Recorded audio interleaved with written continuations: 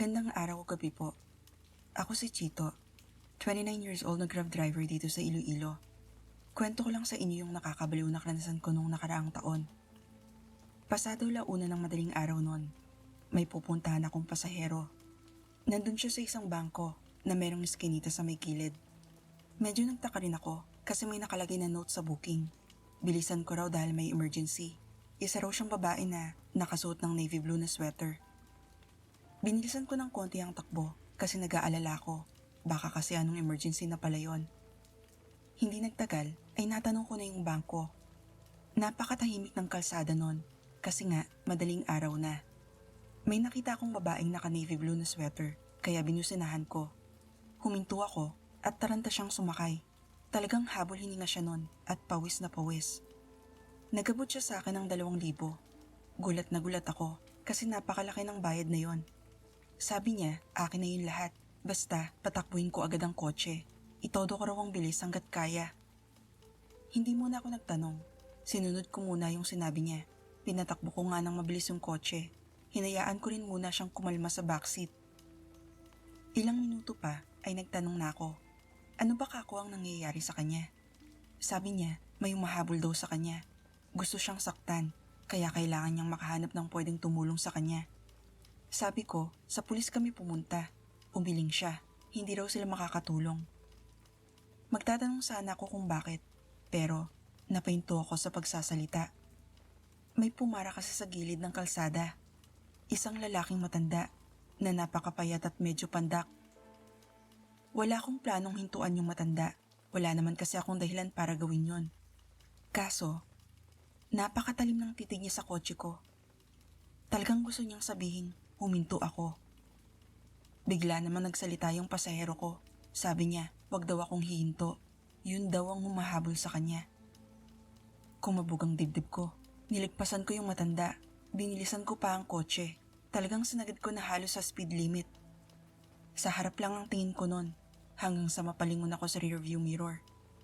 Nanlaki ang mga mata ko. Meron kasing napakalaking itim na aso. Tumatakbo sa may bangketa. Nakatitig sa kotse ko. Di ko na rin makita yung matanda. Doon ko na tinanong yung babae, ano ba ang mahabol sa kanya?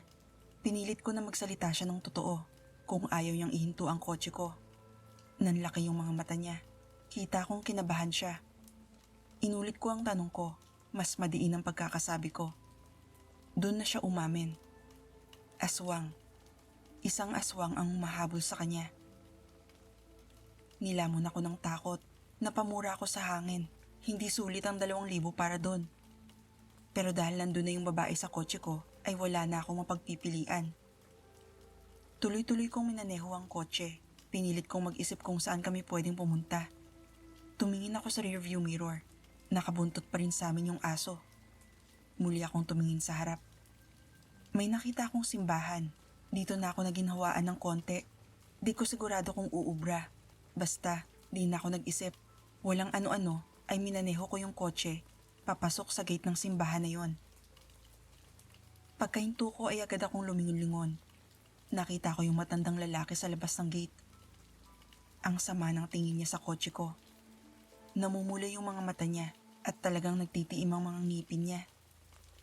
Sinabihan ko yung babae na bumaba ng kotse at pumasok sa simbahan.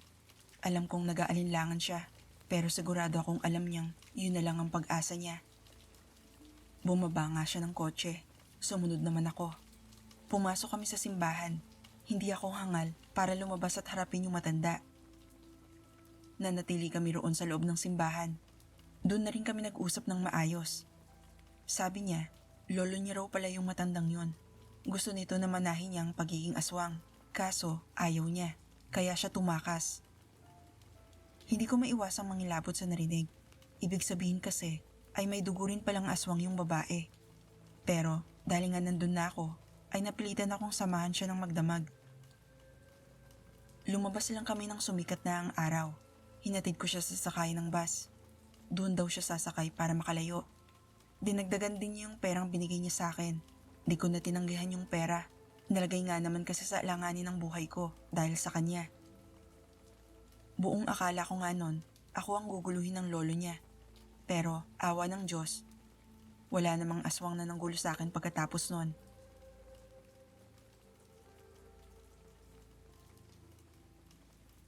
Ako si Glenn, tubong Cebu na 23 years old. Isa akong Grab food rider, taga-deliver ng pagkain na order ng mga customer. Simple lang naman ang trabaho ko, kaya di ko inakala na makakaranas ako rito ng matinding takot. Mga bandang 9:00 ng gabi, pumunta ako sa isang store para kumuha ng order na lechon belly. Pagkarating ko ay nakahanda na yung order. Pagkabot sa akin ng tindera, sinabi niyang wag na wag ko raw bubuksan kahit anong mangyari. Tumango ako. Protocol naman kasi yun, di pwedeng basta buksan ng rider yung package dahil baka makontaminate ang pagkain. Tinanggap ko yung karton na nakalagay sa supot. Aalis na sana ako nang may maamoy akong kakaiba sa hawak ko. Masangsang na parang amoy dugo o hilaw na karne. Nilapit ko yun sa ilong ko para sana amuyin pa ng maigi. Pero pinigilan ako nung tindera. Ano raw ba ang ginagawa ko? Sinabi ko sa kanya na parang may kakaibang amoy yung laman ng package. Kinuha niya sa akin yon at inamoy niya. Kumunot ang noo niya. Sabi niya sa akin, wala naman daw siyang naaamoy na mali. Kinuha ko yun ulit at inamoy. Wala na nga yung masangsang. Kaya sinabi ko nilang na baka guni-guni ko lang yon. Tapos umalis na ako. Habang nasa biyahe, hindi mo wala sa isip ko yung kakaibang amoy. Sigurado kasi akong hindi ko lang yun guni-guni. Naisip ko na baka may problema talaga yung pagkain. Baka mapasama ako sa customer. Hanggang sa pumasok na nga sa isip ko na baka may illegal sa dala ko. Natakot ako at hininto ko ang motor. Alam kong bawal pero ginawa ko pa rin. Kinuha ko yung package at inamoy ko ulit. Nandoon na naman yung masangsang. Mas kapansin-pansin na nga yun kaysa nung una kong naamoy. Kinabahan akong lalo, kaya maingat kong binuksan yung karton. Binulatlat ko na rin ng konti yung foil na nakabalot sa lechon belly. Sumabog yung amoy. Talagang halos masuka na ako. Tinignan ko yung pagkain. Ordinaryo naman yung itsura niya. Hindi naman siya mukhang hilaw o bulok. Kung hindi lang dahil sa kakaibang amoy, ay hindi ko yun paghihinalaan. Di ako mapanatag noon, kaya kumuha ako ng maliit na piraso mula doon sa pagkain. Nakahiwa naman na kasi yun, kaya di na ako nahirapan. Hinulog ko yung pirasong yun sa bangketa. Tapos, sinarado ko ulit yung package. Sinigurado kong hindi mahalata na binuksan ko. Kumuha naman ako ng kalamansi mula sa baon ko. Tinitigan ko yung kapirasong karne na nasa semento. Nagdasal ako sandali. Tapos, pinatakan ko yun ng kalamansi. Agad ay sumabog ang mas mabaho pang amoy. Hindi na lang siya simpleng masangsang.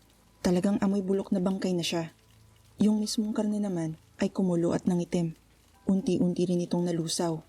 Hanggang sa maging parang malapot na putik na lang sa bangketa. Doon ko na kumpirmang hindi lang basta lechon yung dala ko. May posibilidad na karne yun ng tao. Ginamitan ng sabulag para magmukhang lechon belly. Dinumog ako bigla ng kilapot. Natakot ako para sa sarili ko. Sigurado naman kasing may aswang doon sa store at aswang din yung customer. Hindi ko rin pwedeng basta na lang itapon yung pagkain. Ayokong magalit sila sa akin. Kaya naman, bumalik ako sa motorsiklo ko. Pinatakbo ko ulit yun papunta sa location ng customer. Medyo hirap nga lang ako magmaneho nun dahil magulo na talaga ang isip ko. Grabe na ang pagmamawis ko. Palingon-lingon din ako kasi baka may nakasunod na pala sa akin. Hanggang sa marating ko na yung subdivision na paghahatiran ko. Mukhang ordinary naman ang lahat, pero hindi mawala ang kaba ko. Natanaw ko yung bahay. Alam kong yun yung paghahatiran ko dahil sa number na nakalagay sa gate. Sa harap din ng gate ay may nakatayong isang babae. Sigurado, nasa mga 40 years old mahigit. Huminto ako sa harap niya. Magtatanong sana ako kung doon nga ba ang bahay ng customer na paghahatiran ko, pero nagsalita siya agad. Kukunin na raw niya yung pagkain. Nanginginig ko namang binigay. Tiningnan at inamoy niya yun sandali. Kumunot ang noo niya. Kinabahan ako kasi baka mahalata niya na binuksan ko yun. Tumingin siya sa akin. Matalim yung titig niya. Sabi niya, manahimik na lang ako para hindi ako magkaproblema. Tahimik akong tumango at pinatakbo ko na ulit yung motor ko. Buong gabi akong balisa nun. Hindi rin ako halos lumabas ng bahay sa mga sumunod na araw. Natatakot kasi akong baka saktan nila ako. Pero di naman yun nangyari. Kaya pinilit ko na lang nakalimutan ng gabing yun.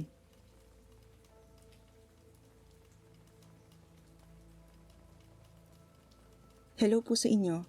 Ako si Lawrence ng Rizal Province, 36 years old at meron ng asawa at mga anak.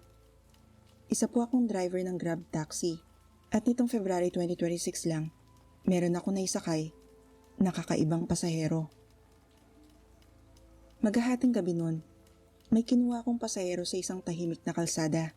Puro puno at damo kasi yung gilid ng kalsada na yon. Wala halos mga bahay. Nagtaka nga rin ako nun kung bakit nandoon yung pasahero na yon. Buti na lang di naman ako nahirapang hanapin siya. Sumakay siya agad sa kotse ko.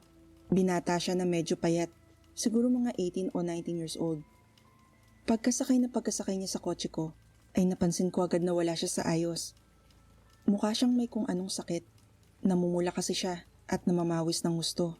Ang bibigat din ng paghinga niya. Tinanong ko siya kung ayos lang ba siya. Di siya sumagot. Sabi lang niya, ihatid ko na siya sa destinasyon niya. Hindi ko na siya pinilit kausapin. Tinuon ko na lang ang sarili sa pagmamaneho. Pero, di ko maiwasang mapansin yung mga kakaibang kilos niya. Lumalala kasi yung pamumutla niya. Haplos din siya ng haplos sa ulo niya. Siguro ay masakit yon o baka nahihilo siya. Ilang minuto pa, napapansin ko nang tumutulo ang kanyang laway.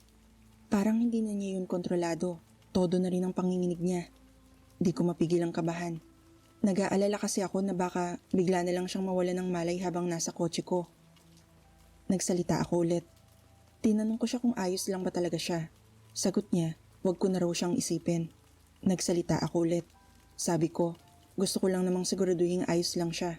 Mahirap nga naman kasi kung may biglang mangyaring masama sa kanya. Binulyawan niya ako. Sabi niya, wag ko na lang daw siyang pakialaman. Magmaneho na lang ako. Nagulat ako roon kaya natahimik ako.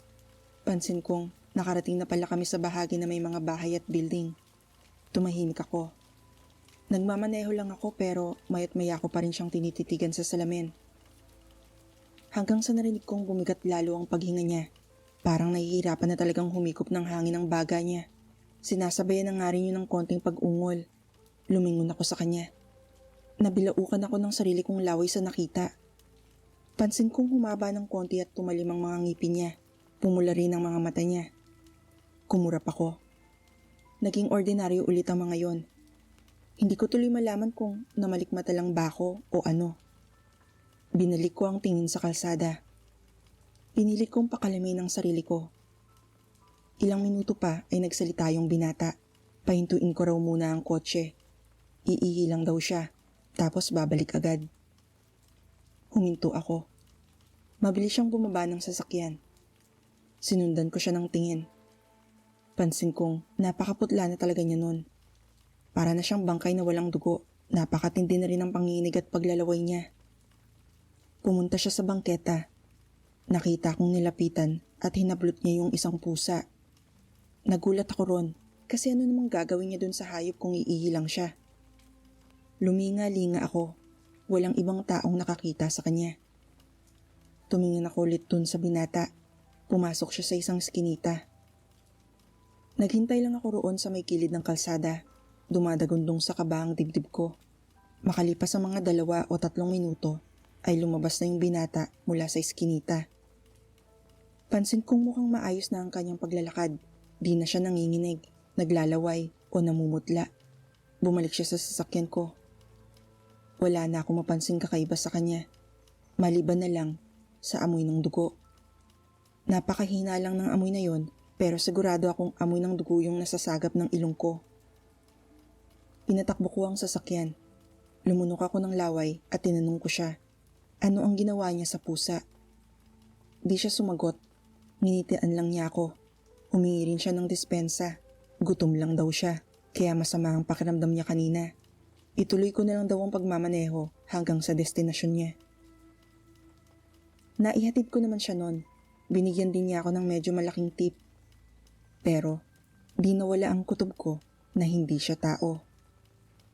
Kaya, simula noon, hindi na ako nawawala ng asin sa sasakyan ko. Mabuti ng handa kaysa magsisi sa huli.